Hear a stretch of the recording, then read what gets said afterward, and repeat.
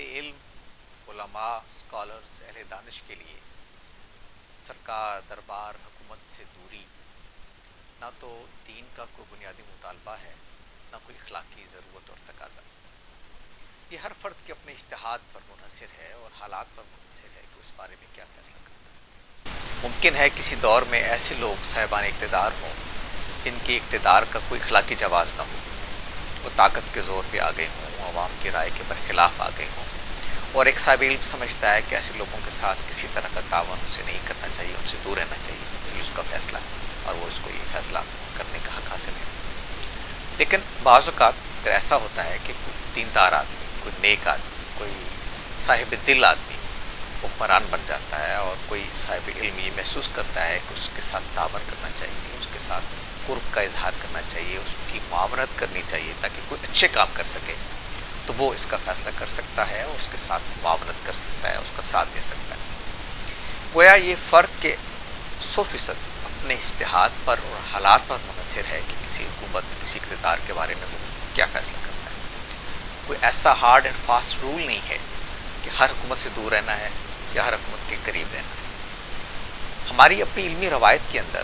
دونوں طرح کے لوگ پائے جاتے ہیں، وہ بھی جو اقتدار سے دور رہے، صاحبان اقتدار سے گریز کرتے رہے، اور وہ بھی جنہوں نے مناصب قبول کیے، ارباب اقتدار کے قریب رہے اور اس کے ساتھ اپنے علم کا، اپنے تقویٰ کا اور اپنے کردار کا بھی پوری طرح سے دفاع کرتے رہے۔ امام ابو حنیفہ اور ان کے شاگرد قاضی ابو یوسف اس کی بہت اچھی مثال ہے۔ امام ابو حنیفہ کو قاضی القضات یعنی چیف جسٹس کا منصب عباسی حکمرانوں کی طرف سے اس کی پیشکش کی گئی اور انہوں نے اس کو قبول کرنے سے انکار کر دیا۔ بعض روایات بتاتی ہیں کہ حکمران اس پر ناخوش ہوئے اور انہوں نے قید میں ڈال دیا، ان سے ناراض ہوئے، لیکن اس کے باوجود انہوں نے اس منصب کو قبول نہیں کیا۔ لیکن ان کی شاگرد قاضی ابو یوسف نے انہی عباسیوں کے دور میں قاضی القضات کے منصب کو قبول کیا۔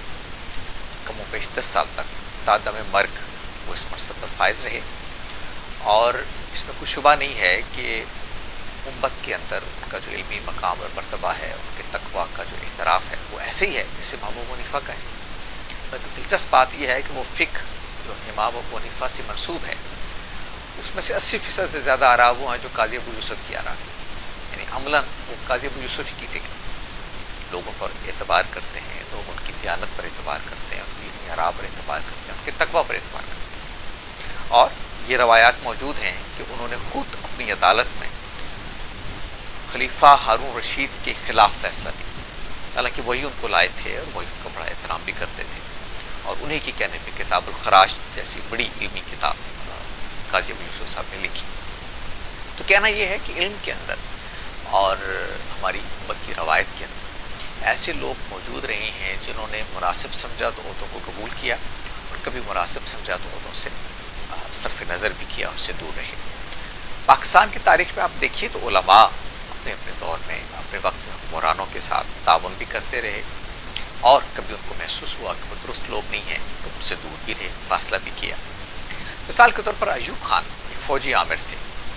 مولانا سید ابو العلا مودودی ان کے دور میں سیاست میں تھے اور ان کے اقتدار کو ناجائز اقتدار سمجھتے تھے۔ وہ سمجھتے تھے کہ انہوں نے جبر کے ذریعے اقتدار پر قبضہ کیا، ان کے خلاف ایک تحریک اٹھائی، محترمہ فاطمہ جناح کا ساتھ دیا صدارتی انتخابات میں۔ لیکن ایک دفعہ ایوب خان نے مولانا سے ملنے کی خواہش کا اظہار کیا تو مولانا اس سے ملے اور اس سے ملنے کے لیے خود گورنر ہاؤس گئے۔ اسی طریقے سے ذوالفقار علی بھٹو صاحب جو ملک کے وزیر اعظم تھے، اور مولانا مودودی اور جماعت اسلامی کے ساتھ ان کے بہت اختلافات ہیں، بھٹو صاحب نے بھی ایک دفعہ مولانا مودودی سے ملنے کی خواہش کا اظہار کیا تو مولانا نے ان سے کہا کہ آپ نہ آئیں، میں ملنے کے لیے آ جاتا ہوں۔ تو مولانا ان سے ملنے گورنر ہاؤس لاہور گئے اور ملے، اور اسی طرح بھٹو صاحب بالکل اپنے اقتدار کے آخری دنوں میں انہوں نے پھر خواہش کی کہ میں مولانا سے ملنا چاہتا ہوں، تو ان سے ملنے پچھڑا، لاہور میں ان کے گھر چلے گئے، اور مولانا نے ان کو وہ مشورہ دیا جو میرے خیال میں اس وقت بھٹو صاحب کے حق میں بھی تھا اور ملک اور قوم کے حق میں بھی تھا۔ تو کہنا یہ ہے کہ حکمرانوں کے ساتھ روابط رکھنا، حکمرانوں سے ملنا، یہ نہ تو جرم ہے نہ ضرورت ہے، یعنی دونوں صورتوں میں آپ کے پاس چوائس ہے۔ یہ آپ کا اپنا اجتہاد ہے کہ آپ ان سے ملتے ہیں تو کیوں ملتے ہیں، اور اگر نہیں ملتے تو اس کا آپ کے پاس جواز کیا ہے۔ جو چیز قابل ذکر ہے اور جس کے بارے میں اہل علم کو متنبہ رہنا چاہیے وہ یہ ہے کہ وہ کسی دنیاوی غرض کے لیے نہ ملے، کسی ذاتی غرض کے لیے نہ ملیں، اس کے لیے نہ ملیں کہ وہ ان سے کوئی فائدہ اٹھانا چاہتے ہیں، اور پھر اس لیے بھی نہ ملیں کہ وہ لوگوں کے سامنے سچ کو جھوٹ بنا کے پیش کریں، یا کسی غلط بات کو درست بنا کے پیش کریں، یا کسی حکومت کے کارندے کے طور پر معاشرے میں آپریٹ کریں۔ تو اس بارے میں انہیں محتاط رہنا چاہیے۔ اسی طرح ہمارے ہاں ایک مت یہ بھی ہے کہ اگر آپ بہت دیندار آدمی ہیں تو آپ کو بہت سادہ زندگی گزارنی چاہیے، بہت سادے کپڑے پہننے چاہیے، بہت سادہ لائف سٹائل آپ کو ہونا چاہیے۔ یہ اچھی بات ہے، لیکن میں عرض کروں کہ اس کا تعلق بھی تقویٰ سے زیادہ افتاد تباہ کے ساتھ ہے۔ بعض لوگ کو اللہ نے وسائل دیے ہیں، جائز وسائل دیے ہیں، اور وہ ایک اچھی زندگی گزارتے ہیں، ایک عام مفہوم میں کہیں تو پرتعیش زندگی گزارتے ہیں، تو اس کی بھی دین میں اجازت ہے اور اس میں کوئی برائی نہیں ہے، اس سے کوئی تقویٰ پہ حرف نہیں آتا۔ صرف اسراف نہیں ہونا چاہیے، اور وہ تمام باتیں نہیں ہونی چاہیے جن سے اللہ کے دین نے، اللہ کے پیغمبر نے منع فرمایا۔ صحابہ میں بہت سارے مالدار لوگ تھے اور وہ بہت اچھی زندگی گزارتے تھے دنیاوی اعتبار سے۔ تابعین میں، تبع تابعین میں، امام مالک مثلا ہماری امت کے ایک بڑے جلیل القدر عالم ہیں، بڑے اسکالر ہیں، بڑے فقہ کے بانی ہیں، لیکن وہ بہت قیمتی لباس پہنتے تھے، بہت شاہانہ انداز سے زندگی گزارتے تھے، لیکن ان کی تقویٰ کے بارے میں ظاہر ہے کہ اس امت کے بارے میں تو اسی رائے نہیں ہے کہ وہ بہت نیک آدمی بھی تھے اور بہت بڑے عالم بھی تھے۔ تو بعض کا چیزیں سوسائٹی کے اندر ایک مت بن جاتی ہیں۔ ہمارے ہاں مشہور ہے بہت کہ اہل علم جو ہیں، اہل تقویٰ جو ہیں، وہ اقتدار والوں سے دور رہتے ہیں اور کبھی حکومت کے قریب نہیں جانا چاہیے۔ یہ کوئی ہارڈ اینڈ فاسٹ اصول نہیں ہے، اس کا کوئی تقویٰ سے براہ راست اس طرح کا تعلق نہیں ہے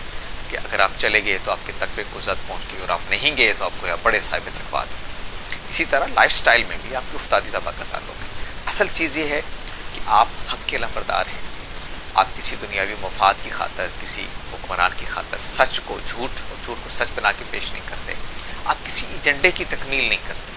آپ کسی پس پردہ قوت کے لیے کام نہیں کرتے، اور اخلاقیات کا خیال رکھتے ہیں۔ اسی طرح سے آپ جو وسائل ہیں آپ کے پاس وہ جائز طریقے سے آئے ہیں، آپ نے ان کو جائز طریقے سے کمایا ہے، آپ اس میں سے زکوٰۃ بھی دیتے ہیں، صدقات بھی دیتے ہیں، اللہ کے بندوں پر خرچ کرتے ہیں۔ وہ جو قرآن مجید نے کہا نا کہ جو کچھ اللہ نے دیا ان کو اس میں سے خرچ کرتے ہیں، مما رزقناہم ينفقون، جو کچھ اللہ کا دیا ہوا ہے اس میں سے اللہ کے بندوں پر انفاق کرتے ہیں، خرچ کرتے ہیں۔ تو جب آپ یہ ساری شرائط پوری کرتے ہیں، سارے کام کرتے ہیں، اور پھر اس کے بعد ایک اچھی شاہانہ زندگی گزارتے ہیں، اس میں کوئی تقویٰ سے برخلاف یا اس سے مخالف چیز آپ کے سامنے نہیں آتی، تو میرا خیال ہے کہ سوچئے اس معاملے میں، اور لوگوں کے تقویٰ کو، لوگوں کی اتھینٹسٹی کو، لوگوں کی دیانتداری کو اس سے نہیں ماپنا چاہیے وہ اقتدار والوں سے ملتا ہے یا ان سے دور رہتا ہے۔ اصل پیمانہ یہ ہے کہ آپ حق کے علمبردار ہیں، اور دنیاوی اغراض کے لیے حق کو باطل اور باطل کو